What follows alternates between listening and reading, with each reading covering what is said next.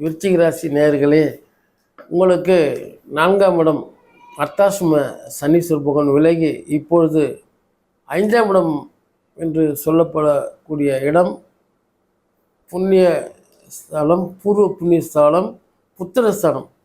புத்திரஸ்தானம் பூர்வ புண்ணிய ஸ்தானம்.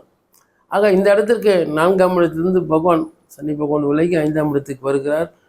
உங்களுக்கு இது நாள் வரை உங்களை சார்ந்தவர்கள், உங்களை பற்றி தப்பு கணக்கு போட்டவர்கள், என்ன இவர் இப்படி இருக்கார அப்படின்னு உங்களை பற்றி நினச்சவங்கெல்லாம் இனி உங்களை பற்றி உயர்வாக நினைப்பாங்க. நீங்கள் கூட அப்போது ஏன் அவங்க அப்படி நினைச்சாங்கன்னு அவங்ககிட்டலாம் நீங்கள் வம்புவாதம் பண்ணல, வழக்கு பண்ணல, போகிறேன் போ அப்படின்ற மாதிரி தான் நீங்கள் இருந்தீங்க. ஆனால் அவங்களே உங்களை மகிழ்ந்தும் புகழ்ந்தும் பேசக்கூடிய தருணங்கள் விரைந்து வந்து கொண்டு இருக்கிறது. அதே மாதிரி குடும்ப ஸ்தானாதிபதியாக இருக்கின்ற குரு பகவான் 2க்கும் 5க்கும் உண்டான பகவான் கலத்தர ஸ்தானம் எனப்படக்கூடிய ரிஷபத்தில் 7ஆம் இடத்தில் பகவான் இருந்து உங்களுக்கு சனீஸ்வர பகவான் வரக்கூடிய துன்பங்களுக்கு ஒரு சிறு ஆறுதலாகவும் நன்மை பயப்பதாகவும் இருந்து வந்த குரு பகவான் உங்களுக்கு 8ஆம் இடத்தில் செல்ல இருக்கிறார்கள். அது பிறகு இப்போதைக்கு பகவான் உங்களுக்கு இவர் 5ஆம் இடம் புத்திரஸ்தானம் பூர்வப்புள்ளி சார்ந்து போகிறார்கள். சனி பகவான் அவர் குடும்பஸ்தானாதிபதி 7ஆம் இடத்திலிருந்து உங்களுக்கு 7ஆம் பார்வையாக குடும்பத்தையே விருச்சிகத்தையே சொந்த ராசியை பார்க்கிறார்கள். ஆக இதுவும் ஒரு சிறப்பு தான்.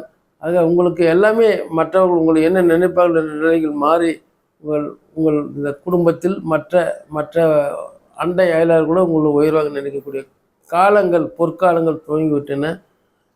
இதுவரை நீங்கள் அடைந்த துன்பங்களுக்கு சற்று பரிகாரமாக இப்பொழுது திருப்தி அடையலாம். விருச்சிக ராசி நேயர்களே, உங்களுக்கு ஏற்கனவே வம்பு வழக்கு கோர்ட்டு இது போன்ற பிரச்சனைகளிலிருந்து உங்களுக்கு விடிவு காலம் ஏற்படும். புதிய கடன்கள் எதுவும் உருவாகாது. இருந்த கடன்கள்லாம் ஒரு முடிவுக்கு வந்துவிடும். மற்றும் அண்டை அயலார்கள் உற்றார்களுடைய இணக்கங்கள் அன்புகள் மேலோங்கி நிற்கும். மற்றும் இந்த நேரங்களில் உங்களுக்கு ஆலய தரிசனம் சிறப்பாக அமையும்.